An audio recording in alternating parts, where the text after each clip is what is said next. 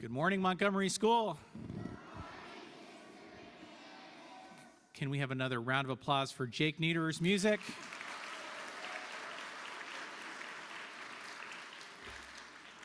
So much exciting going on. Let's jump into birthdays, and then I have a bunch of announcements. We have a list of birthdays which spans 2 weeks here because next Friday is Greek and Roman games, so we won't be here. Yeah, ooh, yeah, all right. Tomorrow, the 14th, we have 2 birthdays. 4th grader Zoe Fairman and our very own Miss Polano. Tuesday, the 16th, Mrs. Kelly. Wednesday, the 17th, a bunch of birthdays. 8th grader having his final Monty birthday, Mr. Brock Larkin. 5th grader Maura MacArthur. 4th grader George Ferris. And pre-K student Zoe Degger. Looking ahead to the 19th, 4th grader Reggie Waller. On the 20th, 7th grader Taylor Gilliard. On the 21st, 3rd grader Marcus Zabo. On the 22nd, 2 birthdays, 5th grader Jasmine Stewart and Ruhan Saini. On the 23rd, 1st grader Wyatt Miller. And on the 25th, also 1st grader Paris Fitzgerald Young. All right, let's sing.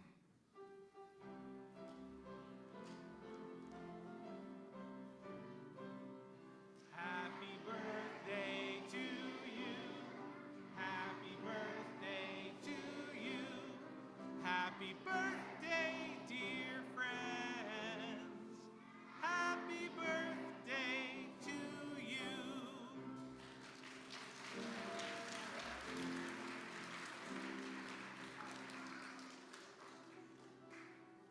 Have a great one, friends. All right. So much going on here at the end of the year. As I said, next week is another big week for us. Last night, how many of you saw the 5th grade play? Was it hilarious? It was awesome. I wasn't able to go last night, but I saw it in dress rehearsal. I had a special backstage pass. Very proud of all of you guys. That was wonderfully done. Thank you. Thanks to all the middle school students and families that showed up for our fair last night. We had guests from a lot of our secondary schools, and they really enjoyed meeting you all. So I know some of you are just beginning that process as the 8th graders get ready to move on as well. Today, the 3rd grade will leave for Crystal Cave at 9 a.m. So I know we even have some chaperones. Enjoy, have fun with that. Middle school will have a bake sale today. There is a middle school social this evening? No. Don't stay here and have a social this evening. On Tuesday, May 16th, the 5th grade will leave at 9 a.m. for the U of Penn Museum. Is that correct? All right. I'm going to double check these as we go. There will be a middle school parent coffee discussion on executive functioning, how to get organized. That'll be in the library on Tuesday, May 16th at 9 a.m. Greek and Roman Middle School Music and Arts Festival will be held on Wednesday, May 17th at 7 o'clock. And next week is Greek and Roman, all school noon dismissal. I know you guys are rounding into form. You're getting ready. You're going to practice your events next week as well. We're also doing Greek and Roman Day of Giving, so this is for families and alumni and all different members of our community. You'll be seeing notice about that. We have our Montgomery Fund, which we raise money for throughout the year, and this year we're adding this layer of the Greek and Roman Challenge, which will take place on the same day. When you see the email, you can do lots of things. You can challenge your grade level. You can challenge a group of alumni to come in and donate with you, and we'll also keep track of who gives on the Greek and Roman sides. It will not affect the outcome of the game. All right, but we'll have a winner over there too. So join in the fun. The Monday following Greek and Roman, we go to and through the end of the school year. Middle school will dismiss at 3:15. So that begins the Monday following Greek and Roman, which means it's the end of the sports season, an awesome sports season that we're having right now. And on Wednesday, May 24th, the 8th grade will be leaving on a special trip at 9 a.m. to see the Phillies. Finally, the Lower School Music and Arts Festival will be Thursday, May 25th at 7 p.m. Sometimes we talk about May having 100 days because there's a million things to do, and we get it all done. All right. Did I miss anything? Did anyone have any other announcements? Anything else going on? Okay. It is my pleasure to introduce today's 8th grade speaker. Chase Shandler is someone who, if you get a chance to see him smile, you have experienced something very special. It's something that I enjoy, catching him off guard. So this is where I let him know that we pretended that there was a problem with the audio-visual last week so that he would have to come here for this chapel so I could introduce him. So sorry about that. There? Okay, all right. Chase has been here since 2015, started in first grade with Miss Canan, and all that time has been a tremendous member of our community, an athlete, a big Sixers fan, I understand. And by the way, there is nothing that makes winning sweeter than competing against a very good opponent and taking it to the end. So although there was going to be a big celebration today, more to come, right? And I'm sure after the tie comes off, Chase will join us in jerseys. Chase has played soccer, basketball, lacrosse, baseball, and through his years here has really found his voice as a leader. Was captain of the basketball team this year and really a special force on that team. Giving back to the community is something that's a part of how he looks at things. Always taking in the big picture, always thinking about how things fit together. He has a lot of favorite memories, obviously, having sat in many of the seats here. Recently, he loved going on the Boston trip. He remembers the first day of 7th grade and realizing, oh my gosh, I am a middle schooler after that crazy year of 6th grade that we had. And of course, the first Greek and Roman games where the Greeks came out the winners. I have a favorite memory of Chase. He won the head of school for the day opportunity, and we were doing that. We didn't know each other that well. We were out for a golf cart ride, and Chase has been keeping this secret for me for a couple of years, I think. We were out for a golf cart ride, and we had Mrs. Kaplan on the back of the cart, and until I learned the campus, I didn't know all the places you could drive and couldn't drive. And we found ourselves headed down to the baseball field through, mud and muck, and Mrs. Kaplan was like, it's just a little mud flying up on me back here. And then we hit a branch that was in the way, and I'm like, what do I do in this situation? I don't know. So I said, Chase, slide over to the driver's seat, and I'm gonna move the stick out of the way, and you can go ahead and drive through. So with characteristic focus, he got behind the wheel, a little smile on his face. I pulled back the stick. He hit the gas. Mrs. Kaplan held on. I got in the cart, and I turned around to Mrs. Kaplan. I was like, I probably shouldn't let students drive the golf cart, should I? I would trust him with so many things. That's the least of it. As he heads off to Hill School next year, I expect that voice, that leadership, that ability to take the wheel when needed is only going to grow. And the connections that he has with peers, with his teachers, those are the things that fuel the rise of a great young man. So, Chase, come teach us.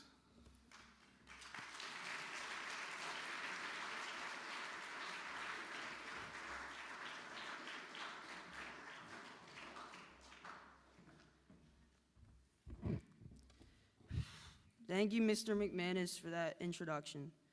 Good morning, students, teachers, and faculty. Today, I'm going to be talking to you about painting your own path.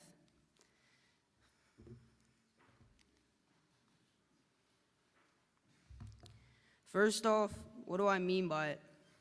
To me, it is when you're expected to do something and you choose to do something else or do things differently. You're not focused on what others say. You do what you want to do and stay true to yourself. I'm going to talk about how my choices have not always been what others have expected of me. Even though I'm only 13, I've already had opportunities to paint my own path. Here are some of the times.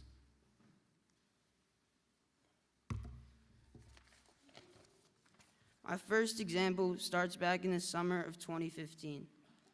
I had just finished kindergarten, and my family and I had moved from Exton to Chester Springs, where me and all my siblings would be changing schools. But at that time, we all had different situations. My oldest brother, Matt, was going into high school. My older brother, Garrett, was going into 7th grade. My sister, Taylor, was going into 6th grade, and I was going into 1st grade. Which brings me to my point. Everyone in my family has gone to public school. My parents graduated from public school when they were younger. My siblings have been in public school as well, and we're going to continue on that path in our new school district. No one ever really wanted a different path. However, that wouldn't be the case for me. I remember visiting Montgomery and loving the campus. It wasn't just a big building with rooms, and the students would be able to go to different areas of the school. The class sizes were smaller, not crowded and overwhelming, and I remember being very happy when my parents said I would be able to go here. My path would be private school. I would attend Montgomery, and as you can see from the pictures, I've had a great time. Now, 8 years later, I recently found myself in the same position. My siblings wanted me to have the same high school experience as they did, and I was also encouraged by other relatives to go to the public school route. But I decided to visit and apply to a few private high schools. I just felt that was the environment where I could be more successful. Ultimately, I made the decision to attend the Hill School.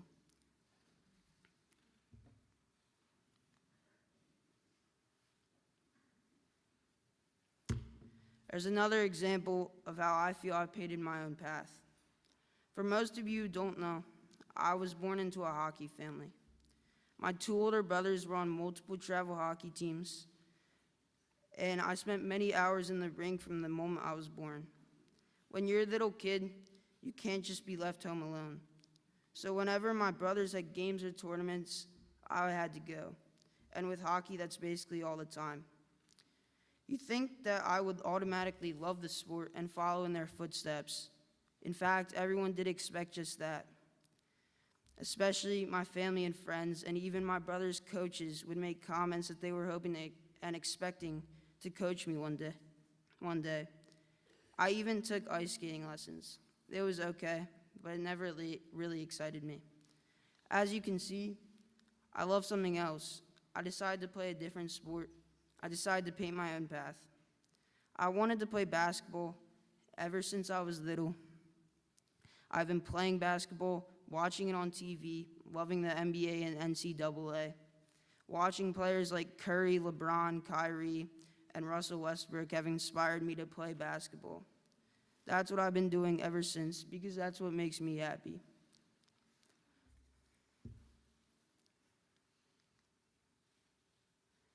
Now, I asked some of my friends and teachers what was the time they painted their own path, and here's what they said. Oh, hey, Chase. I just want to talk to you about my experience of painting my own path. So, when I arrived here at Montgomery, my first thing that I thought was that I had to fit in and, be like everyone else. But I realized painting your own path and being yourself, being the true you, it really shows in the long run, and it's the best thing you can do. Painting your own path. I'm painting my own path by going to a separate high school than all of my friends because we're going to Perkiomen instead of Hill. That one.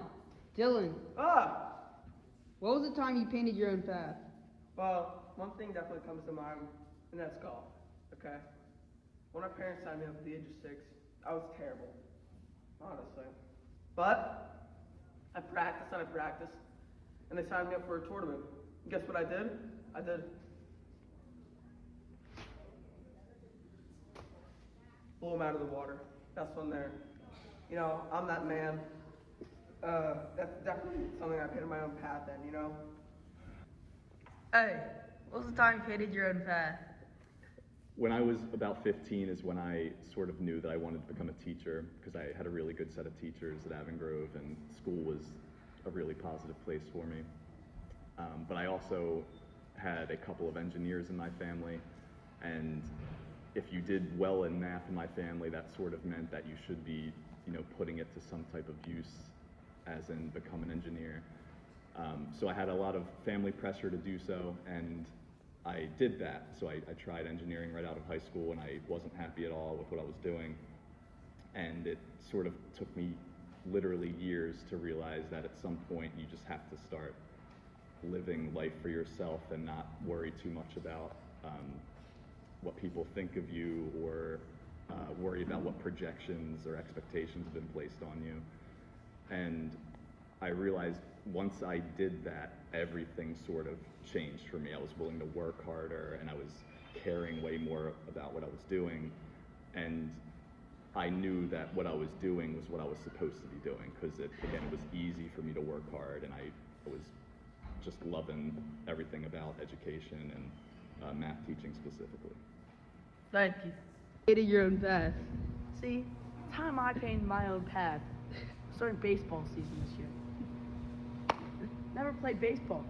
Usually, lacrosse player. Played lacrosse for a year outside of school. But,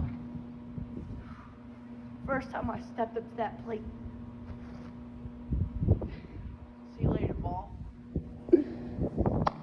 Don't care what people think about your opinions or what you want to do. Do what you want to do.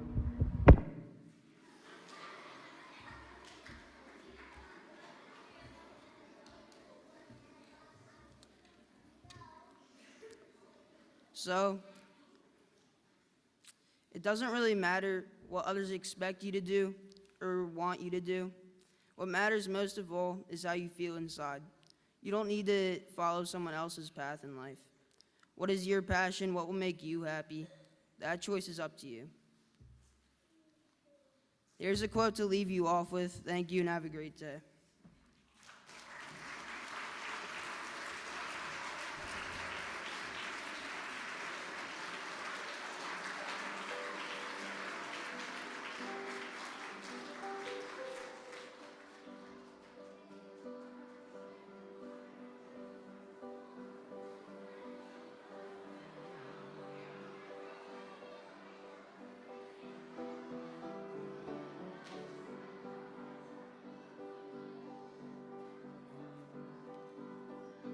Almost heaven, West Virginia, Blue Ridge Mountains, Shenandoah River. Life is old there, older than the trees, younger than the mountains, blowing like a breeze. Country roads, take me home to the place I belong. West Virginia, Mountain Mama, take me home. Country roads, all my memories gather around her. Miner's lady, stranger to blue water, dark and dusty, painted on the sky. Misty taste of sunshine, teardrop in my eye. Country roads, take me home to the place I belong. West Virginia, Mountain Mama, take me home. Country roads, take me home to the place I belong. West Virginia, Mountain Mama, take me home.